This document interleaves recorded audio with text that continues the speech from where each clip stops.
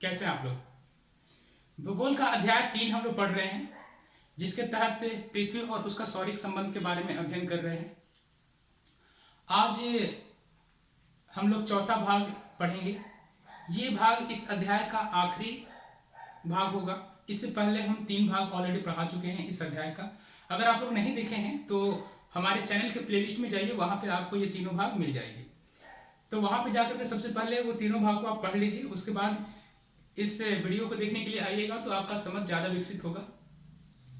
आज की इस अध्याय में हम लोग कटिबंध यानी कि जोन के बारे में विस्तृत जानकारी लेंगे और समझेंगे कि कितने प्रकार के कटिबंध होते हैं, कहाँ कहाँ पे लाई करती है।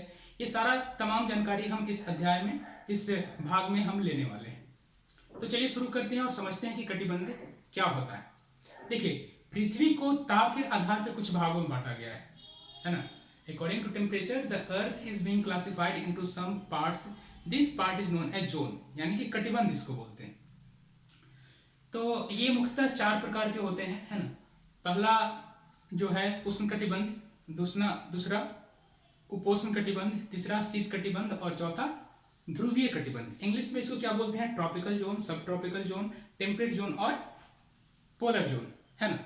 तो ये चारों कटिबंध के बारे में हम लोग विस्तृत जानकारी लेंगे और समझेंगे कि कहाँ पे ये पृथ्वी पे लाई करती है, किस किस 2 अक्षांश के बीच में ये कटिबंध यानी कि जोन लाई करती है और क्या इस जोन का खासियत है उसके बारे में समझेंगे। तो चलिए शुरू करते हैं। सबसे पहले उष्ण कटिबंध के बारे में यानी कि ट्रॉपिकल जोन के बारे में।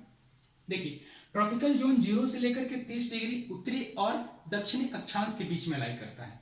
यहाँ पे साल भर में 2 बार सूर्य की किरणें लंबवत पड़ती है ना, जिसके कारण यहाँ पे अक्सर गर्मी पाई जाती है, यानी कि यहाँ पे तापमान जो है अधिक पाया जाता है। आप यहाँ पे लिखा हुआ भी है, आप इसको देख सकते हैं। इस कटिबंध में साल में 2 बार सूर्य की शीर्ष पर चमकता है, सूर्य शीर्ष पर चमकता है। यह भाग हमेशा गर्म रहता है।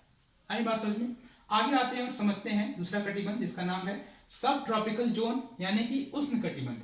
ये 30 डिग्री से लेकर के 45 डिग्री उत्तरी और दक्षिणी अक्षांश में पाया जाता है।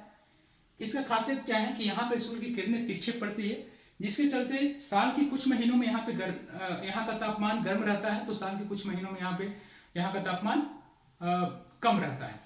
कुछ महीना में गर्मी रहती है तो कुछ महीना में ठंडी रहती है ना। तो इसको हम लोग बोलते हैं सब ट्रॉपिकल जोन। यहाँ पे लिखा हुआ भी है, इस कटिबंध में साल के कुछ महीनों में ताप अधिक तो कुछ महीनों में ताप कम रहता है। आगे चलते हैं और समझते हैं टेम्परेट जोन के बारे में। इसको हम लोग शीतोष्ण कटिबंध भी बोलते हैं। ये 45 डिग्री से लेकर के 66 डिग्री उत्तरी अक्षांश और दक्षिणी अक्षांश में पाया जाता है। यहाँ पे भी सूर्य की किरणें लंबवत ना पड़ करके तिरछी पड़ती है। यहाँ पे सूर्य की इंटेंसिटी काफी कम रहती है। यहाँ पे जो तापमान है वो भी काफी कम रहता है। तो ये विशेष जानकारी है इस कटिबंध के बारे में। आगे चलते हैं और समझते हैं आखिरी जोन यानी कि आखिरी कटिबंध के बारे में, जिसका नाम है ध्रुवीय कटिबंध। इंग्लिश में इसको हम लोग बोलते हैं पोलर जोन। ये जो कटिबंध है हमारे विषुवत रेखा से काफी दूर पे स्थित है, जिसके चलते यहाँ का टेम्परेचर बहुत ही कम रहता है।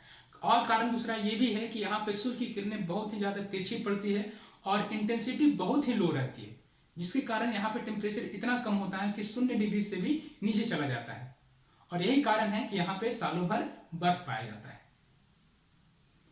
और ये किसके किसके बीच में लाई करता है? 66 डिग्री से लेकर के 90 डिग्री उत्तरी अक्षांश और 66 डिग्री से लेकर के 90 डिग्री दक्षिणी अक्षांशों के बीच में ये कटिबंध लाई करता है। तो दोस्तों आशा करते हैं कि ये चौथा भाग आपको, जिसमें हम लोग कटिबंध के बारे में पढ़े, समझ में आई होगी। ठीक है, धन्यवाद।